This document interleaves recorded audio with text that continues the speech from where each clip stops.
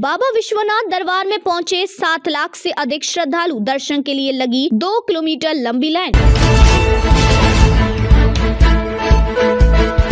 RD news network के इस video को देखने के लिए धन्यवाद। यदि आप इस वीडियो को आरडी न्यूज नेटवर्क के फेसबुक पेज के माध्यम से देख रहे हैं तो पेज को फॉलो करें, और यदि आप इस वीडियो को यूट्यूब चैनल के माध्यम से देख रहे हैं तो आरडी न्यूज नेटवर्क के यूट्यूब चैनल को सब्सक्राइब करना ना भूलें।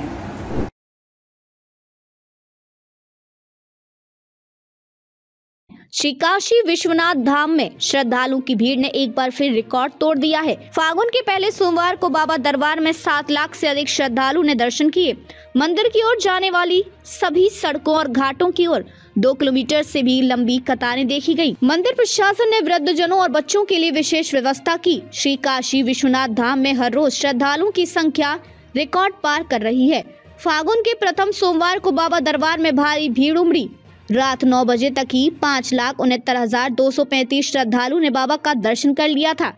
यह संख्या इसी समय के सापेक्ष 3 दिनों में सर्वाधिक रही। रात 1 बजे मंदिर बंद होने तक 7.25 लाख से अधिक श्रद्धालु बाबा विश्वनाथ का दर्शन कर चुके हैं। मंदिर की ओर जाने वाली सभी सड़कों पर और घाटों की ओर भी 2 किलोमीटर से अधिक लंबी कतार की ओर थी। श्रद्धालुओं के अविरल जन प्रवाह के चलते शहर में हर ओर पूरे दिन से देर रात तक जाम की स्थिति बनी रही। गौदलिया से दशाश्वमेध, गोदलिया से सोनारपुरा, रामापुरा, मैदागिन से बाबा दरबार व बाबा काल भैरव मंदिर से मैदागिन तक भक्तों की अटूट दोहरी कतार लगातार बनी हुई थी। मंदिर के मुख्य कार्यपालक अधिकारी विश्वभूषण मिश्र ने कई वृद्ध भक्तों से बातचीत कर उनसे व्यवस्था के संबंध में फीडबैक लिया तो कतारों में वृद्ध जनों व गोद में बच्चे लिए अभिभावकों के सुगम दर्शन की व्यवस्था कराई।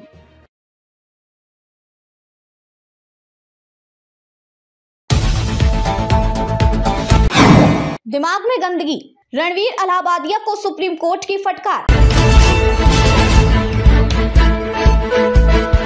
आरडी न्यूज नेटवर्क के इस वीडियो को देखने के लिए धन्यवाद। यदि आप इस वीडियो को आरडी न्यूज नेटवर्क के फेसबुक पेज के माध्यम से देख रहे हैं तो पेज को फॉलो करें, और यदि आप इस वीडियो को यूट्यूब चैनल के माध्यम से देख रहे हैं तो आरडी न्यूज नेटवर्क के यूट्यूब चैनल को सब्सक्राइब करना ना भूलें।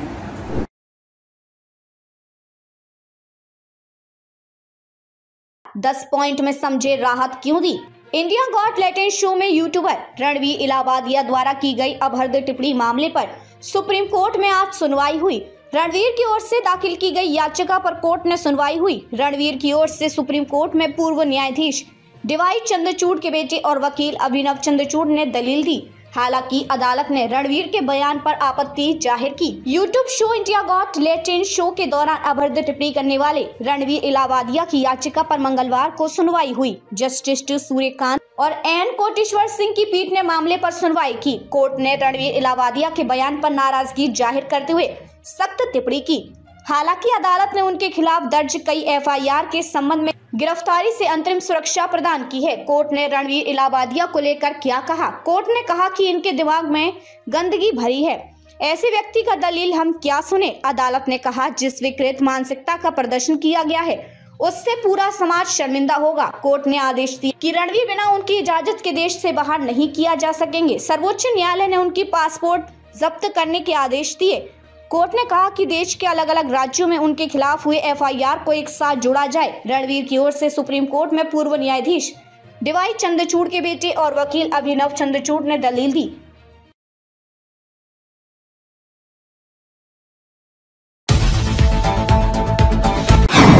देवेंद्र फडणवीस सरकार का बड़ा ऐलान, ईओडब्ल्यू की एसआईटी करेगी मुंबई कीचड़ घोटाले की जांच।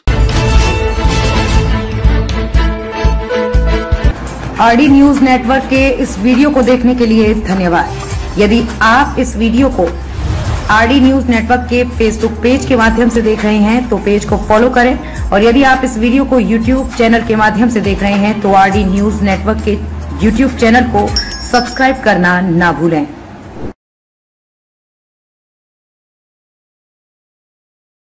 देश की आर्थिक राजधानी मुंबई एक बार फिर भ्रष्टाचार के मामले को लेकर सुर्खियों में है। भ्रष्टाचार का यह मामला मुंबई की मीठी नदी की सफाई के नाम पर करोड़ों रुपए के घोटाले से जुड़ा है। बीजेपी नेता लगातार मुंबई कीचड़ घोटाले की जांच की मांग कर रहे थे। इस मामले को तूल पकड़ता देख प्रदेश सरकार ने आर्थिक अपराध शाखा के एसआईटी को इस मामले की जांच की जिम्मेदारी सौंपी है। दरअसल मुंबई शहर के बीचों बीच से गुजरने वाली मीठी नदी की सफाई और उससे निकले कीचड़ को उठाने के लिए दिए गए ठेके के नाम पर यह घोटाला हुआ है। बीजेपी के आरोप के बाद मीठी नदी की ड्रेजिंग और उसको गहरा करने में हुई गड़बड़ी मामले की जांच अब मुंबई पुलिस की आर्थिक अपराध शाखा करेगी। महाराष्ट्र विधान परिषद में बीजेपी नेता प्रवीण दरेकर और प्रहलाद लाड ने आरोप लगाया था कि मीठी नदी के कीचड़ को उठाने के लिए दिए गए ठेके में गड़बड़ी हुई है। इस आरोप के बाद राज्य सरकार ने एसआईटी गठित कर इस मामले की जांच कराने का वादा किया था। राज्य सरकार के आदेश के बाद अब इस मामले की जांच आर्थिक अपराध शाखा करने जा रही है।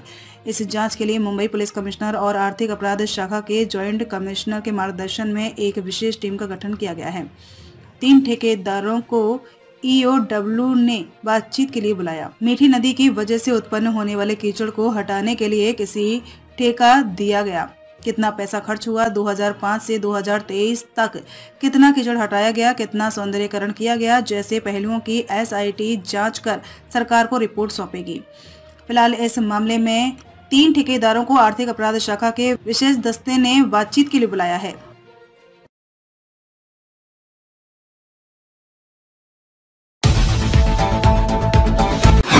पंजाब में भ्रष्टाचार पर मान सरकार की बड़ी कार्रवाई, मुक्तसर के डीसी निलंबित। आरडी न्यूज नेटवर्क के इस वीडियो को देखने के लिए धन्यवाद। यदि आप इस वीडियो को आरडी न्यूज नेटवर्क के फेसबुक पेज के माध्यम से देख रहे हैं तो पेज को फॉलो करें, और यदि आप इस वीडियो को यूट्यूब चैनल के माध्यम से देख रहे हैं तो आरडी न्यूज नेटवर्क के यूट्यूब चैनल को सब्सक्राइब करना ना भूलें।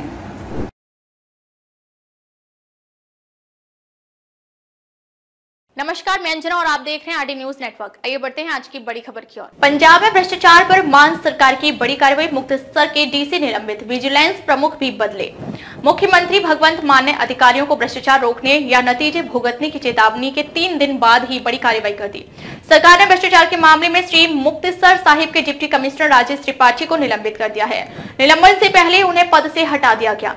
विजिलेंस प्रमुख भी बदला। सरकार ने विजिलेंस प्रमुख भी बदल दिया है। वीरेंद्र कुमार को हटाकर नागेश्वर राय को नई जिम्मेदारी दी गई है। पंजाब में राजेश त्रिपाठी संभवतः पहले ऐसे डीसी हैं जिन्हें भ्रष्टाचार के मामले में निलंबित किया गया। इससे पहले फिरोजपुर के डिप्टी कमिश्नर रहे डीके तिवारी को भी निलंबित किया गया था। उन्होंने छुट्टी मंजूर हुए बिना स्टेशन छोड़ा था। हालांकि 4 दिन बाद ही वह बहाल हो गए थे। राजेश त्रिपाठी के खिलाफ भ्रष्टाचार के कई मामले, सरकार ने स्पष्ट ही नहीं किया कि भ्रष्टाचार के किस मामले में राजेश त्रिपाठी को निलंबित किया गया है।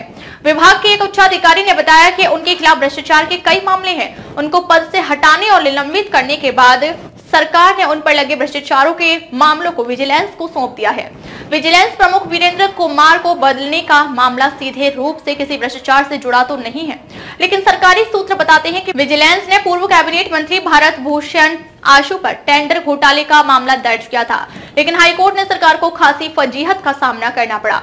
इसी तरह मोहाली में औद्योगिक जमीन तबादले मामले में विजिलेंस ने पूर्व कैबिनेट मंत्री सुंदर श्याम अरोड़ा और आईएएस अधिकारी नीलिमा पर पर्चा दर्ज किया था, लेकिन यह केस भी हाईकोर्ट में टिक नहीं पाया। हाईकोर्ट ने फैसले में यहां तक कहा कि विजिलेंस ने 500 से 700 करोड़ रुपए के नुकसान का जो आरोप लगाया वह कल्पना मात्र था। आशु मामले में भी हाईकोर्ट ने कमोवेश इसी तरह का फैसला दिया था।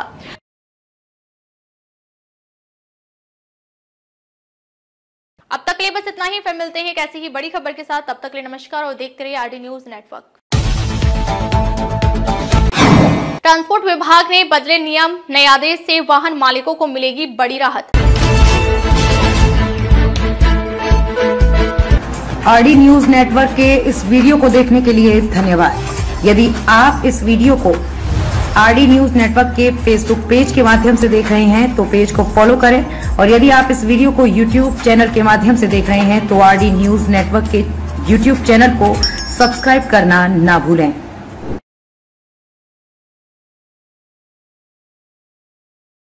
नमस्कार, मैं अंजना और आप देख रहे हैं आरडी न्यूज नेटवर्क। आइए बढ़ते हैं आज की बड़ी खबर की ओर। ट्रांसपोर्ट विभाग ने बदले नियम, नए आदेश से वाहन मालिकों को मिलेगी बड़ी राहत। दिल्ली परिवहन विभाग ने उम्र पूरी कर चुके वाहनों को स्क्रैप करने से पहले वाहन मालिकों को अपनी जरूरी दस्तावेज निकालने का मौका देने का आदेश दिया है। अब तक वाहन मालिकों को अपने दस्तावेजों को लेकर परेशानी हो रही थी। परिवहन विभाग की टीमें वाहनों को उठा ले जा रही थी और वाहन मालिकों का सामान भी नहीं दे रही थी।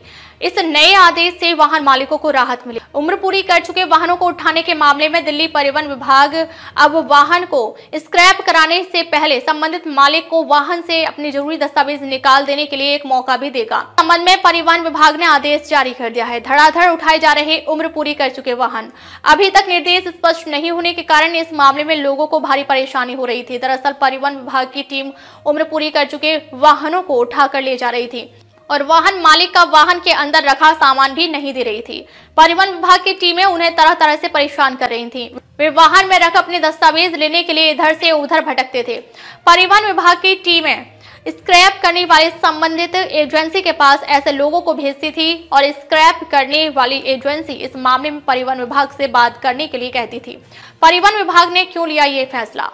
उल्लेखनीय है कि बीते दिनों एक ऐसा मामला भी सामने आया था जब केशवपुरम से घर के बाहर खड़ी एक मोटरसाइकिल को उठा लिया गया और घर के लोगों को भी इसकी सूचना नहीं दी गई, जबकि घर में परिवार के सदस्य मौजूद थे। परिवहन आयुक्त को मिली थी शिकायत। अब तक के लिए बस इतना ही। फिर मिलते हैं एक ऐसी ही बड़ी खबर के साथ। तब तक के लिए नमस्कार और देखते रहिए आरडी न्यूज नेटवर्क। भारत की नई जर्सी पहने रोहित शर्मा और रविंद्र जडेजा के बीच हुई मजेदार बातचीत। आरडी न्यूज नेटवर्क के इस वीडियो को देखने के लिए धन्यवाद। यदि आप इस वीडियो को आरडी न्यूज नेटवर्क के फेसबुक पेज के माध्यम से देख रहे हैं तो पेज को फॉलो करें और यदि आप इस वीडियो को यूट्यूब चैनल के माध्यम से देख रहे हैं तो आरडी न्यूज नेटवर्क के यूट्यूब चैनल को सब्सक्राइब करना ना भूलें।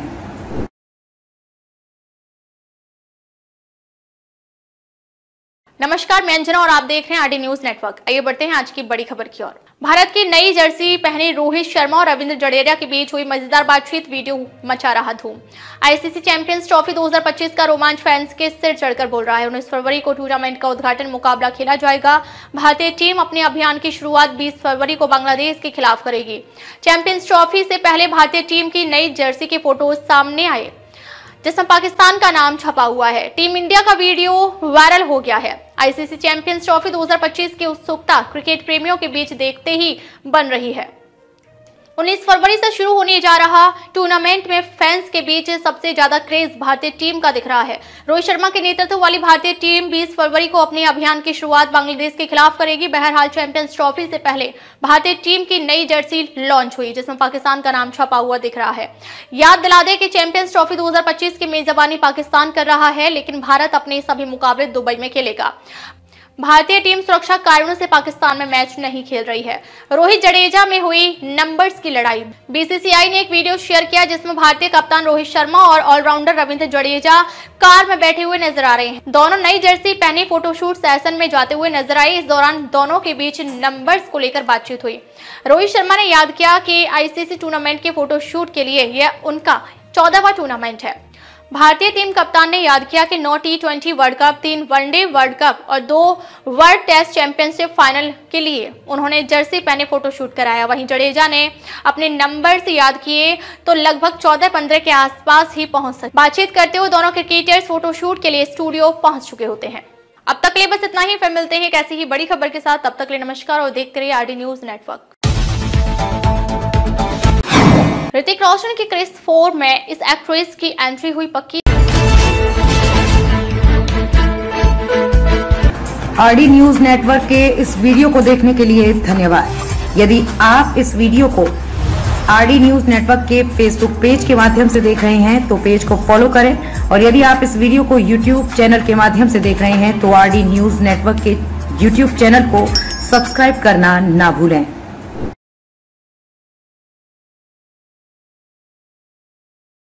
नमस्कार, मैं अंजना और आप देख रहे हैं आरडी न्यूज नेटवर्क। आइए बढ़ते हैं आज की बड़ी खबर की ओर। ऋतिक रोशन की क्रिस 4 में इस एक्ट्रेस की एंट्री हुई पक्की। राकेश रोशन ने लगा दी मोहर। क्रिस 4 सुपरस्टार ऋतिक रोशन की क्रश फ्रेंचाइजी ने सिने प्रेमियों के दिल में खास जगह बनाई है। लंबे समय से इस सुपर हीरो मूवी के चौथे पार्ट पर फैंस बेसब्री का इंतजार कर रहे हैं। निर्देशक राकेश रोशन ने इसके प्रोडक्शन पर पहले ही मोहर लगा दी है।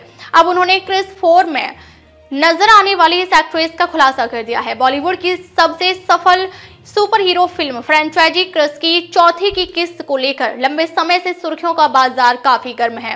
हर किसी को क्रिस 4 का रिलीज का इंतजार है। ऋतिक रोशन स्टारर इस मूवी को लेकर आए दिन लेटेस्ट अपडेट सामने आते रहते हैं, लेकिन इस वक्त क्रिस 4 एक्ट्रेस को लेकर बड़ी खबर सामने आ रही है, जिसके बारे में खुद ऋतिक के पिता और फिल्म के डायरेक्टर राकेश रोशन ने मोहर लगाई है।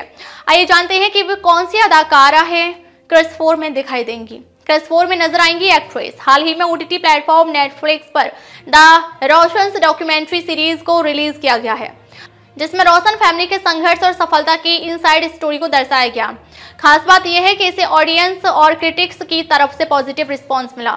इससे डॉक्यू सीरीज को लेकर हाल ही में राकेश रोशन ने सक्सेस पार्टी होस्ट की। इस पार्टी में दिग्गज अभिनेत्री रेखा भी राकेश रोशन के साथ नजर आई और इस दौरान पेपराजी ने राकेश से क्रिस 4 में रेखा के नजर आने को लेकर सवाल पूछा, जिस पर उन्होंने हामी भरते हुए कहा कि सब कुछ है, आपको देखने को मिलेगा। अब तक के लिए बस इतना ही। फिर मिलते हैं एक ऐसी ही बड़ी खबर के साथ। तब तक के लिए नमस्कार और देखते रहिए RD न्यूज नेटवर्क। यूक्रेन को मजबूत सुरक्षा गारंटी देनी होगी, मैक्रो ने ट्रंप और जेलेंस्की से की बात। RD न्यूज नेटवर्क के इस वीडियो को देखने के लिए धन्यवाद। यदि आप इस वीडियो को RD न्यूज नेटवर्क के फेसबुक पेज के माध्यम से देख रहे हैं तो पेज को फॉलो करें, और यदि आप इस वीडियो को YouTube चैनल के माध्यम से देख रहे हैं तो RD न्यूज नेटवर्क के YouTube चैनल को सब्सक्राइब करना ना भूलें।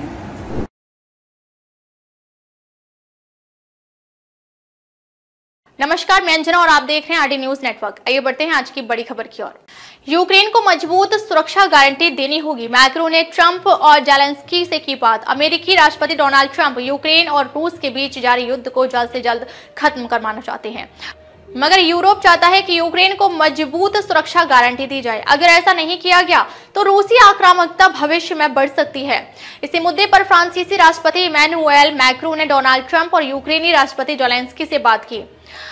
फ्रांस के राष्ट्रपति इमैनुएल मैक्रों ने अमेरिका राष्ट्रपति और यूक्रेनी राष्ट्रपति वोलोडिमीर जेलेंस्की से बात की। मैक्रों ने कहा कि रूस को अपनी आक्रामकता को खत्म करना चाहिए। उन्होंने यूक्रेन के लिए मजबूत सुरक्षा गारंटी पर जोर दिया। मैक्रों ने यूरोप, अमेरिका और यूक्रेन के साथ मिलकर काम करने का सुझाव दिया। यूक्रेन को सुरक्षा की गारंटी देनी होगी। अपने आधिकारिक एक्स अकाउंट पर मैक्रों ने लिखा कि कई यूरोपीय नेताओं को एक साथ लाने के बाद मैंने राष्ट्रपति डोनाल्ड ट्रंप और बाद में यूक्रेनी राष्ट्रपति जेलेंस्की से बात की। हम यूक्रेन में एक मजबूत और स्थायी शांति चाहते हैं। इसके खातिर रूस को अपनी आक्रामकता समाप्त करनी होगी।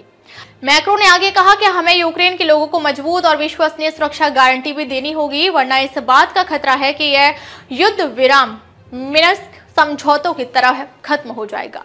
साथ मिलकर काम करना होगा। मैक्रों ने आगे कहा कि यूरोपीय, अमेरिकी और यूक्रेनियन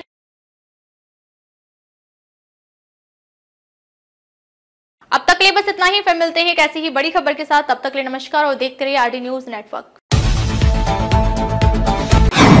रंगोली पर दीपों की सजावट और फूलों की बरसात। RD न्यूज नेटवर्क के इस वीडियो को देखने के लिए धन्यवाद। यदि आप इस वीडियो को RD न्यूज नेटवर्क के फेसबुक पेज के माध्यम से देख रहे हैं तो पेज को फॉलो करें, और यदि आप इस वीडियो को YouTube चैनल के माध्यम से देख रहे हैं तो RD न्यूज नेटवर्क के YouTube चैनल को सब्सक्राइब करना ना भूलें।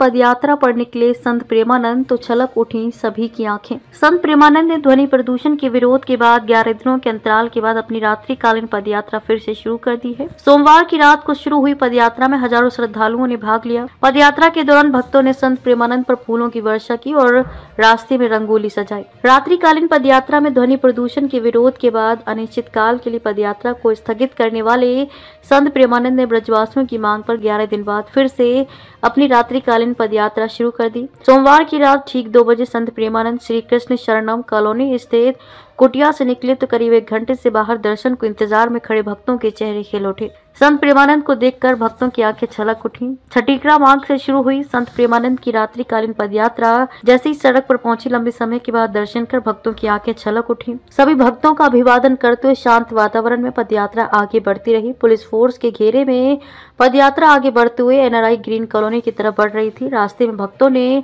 गुब्बारे के द्वार बनाए और सड़क पर रंगोली सजाकर दीपदान किया। संत प्रेमानंद पर फूलों की बरसात। कॉलोनी के बाहर फूलों की रंगोली। संत प्रेमानंद पर फूलों की बरसात हो रही थी। NRI ग्रीन के दरवाजे पर भी बाहर से आए भक्तों ने फूलों से रंगोली सजाई, लेकिन विरोध करने वाले NRI ग्रीन कॉलोनी के निवासी नजर नहीं आए।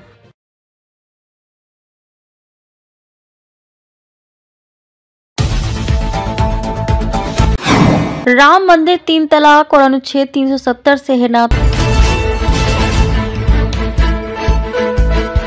RD न्यूज नेटवर्क के इस वीडियो को देखने के लिए धन्यवाद। यदि आप इस वीडियो को RD न्यूज नेटवर्क के फेसबुक पेज के माध्यम से देख रहे हैं तो पेज को फॉलो करें, और यदि आप इस वीडियो को YouTube चैनल के माध्यम से देख रहे हैं तो RD न्यूज नेटवर्क के YouTube चैनल को सब्सक्राइब करना ना भूलें।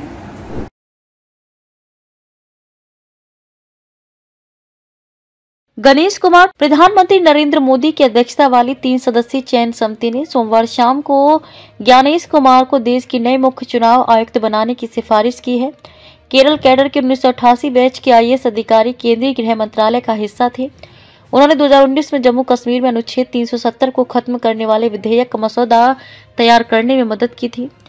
गणेश कुमार देश के नए मुख्य चुनाव आयुक्त होंगे। वे मौजूदा मुख्य चुनाव आयुक्त राजीव कुमार की जगह लेंगे। प्रधानमंत्री नरेंद्र मोदी की अध्यक्षता वाली 3 सदस्यीय चयन समिति ने सोमवार शाम को गणेश कुमार के नाम की सिफारिश की, जिस पर राष्ट्रपति द्रौपदी मुर्मू ने मोहर लगाई। राजीव कुमार 18 फरवरी यानी कि मंगलवार को सेवानिवृत्त होने वाले हैं। राजीव कुमार के बाद गणेश कुमार सबसे वरिष्ठ चुनाव आयुक्त हैं। इस साल बिहार में विधानसभा चुनाव होना है। वहीं 2026 में पश्चिम बंगाल, केरल, तमिलनाडु, असम जैसे राज्यों में विधानसभा चुनाव होने वाले हैं। मुख्य चुनाव आयुक्त के रूप में वो इन चुनावों के प्रभारी होंगे। चुनाव आयुक्त के रूप में उनका कार्यकाल 26 जनवरी 2029 तक है। 2027 में राष्ट्रपति और उपराष्ट्रपति के चुनाव मुख्य चुनाव आयुक्त गणेश कुमार के कार्यकाल में होंगे। कौन है गणेश कुमार? केरल कैडर के 1988 बैच के IAS अधिकारी केंद्रीय गृह मंत्रालय का हिस्सा थे। उन्होंने 2019 में जम्मू कश्मीर में अनुच्छेद 370 को खत्म करने वाले विधेयक मसौदा तैयार करने में मदद की थी। वह मई 2022 से अमित शाह के नेतृत्व वाले मंत्रालय में सचिव थे।